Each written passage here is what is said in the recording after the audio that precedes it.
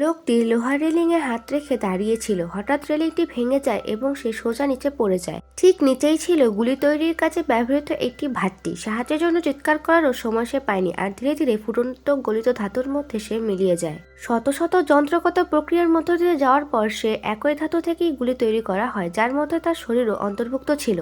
তার স্মরণে অস্ত্র কারখানার হাজার হাজার শ্রমিক রাস্তায় নেমে আসে। সবার হাতে ছিল অস্ত্র, এমনকি 90 বছরের দাদিও পিছিয়ে থাকেনি। হাজারো মানুষ একসঙ্গে সেই বিশেষ গুলিগুলো আকাশের দিকে ছোড়ে।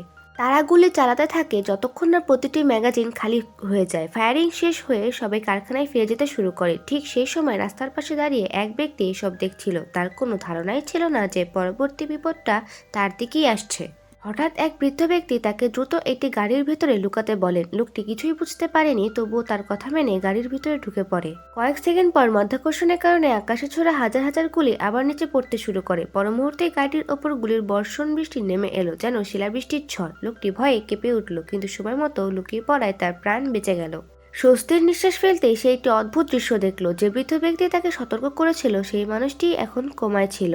তো এর পেছনে রহস্য জানতে ভিডিওতে লাইক করে চ্যানেলটি সাবস্ক্রাইব করুন।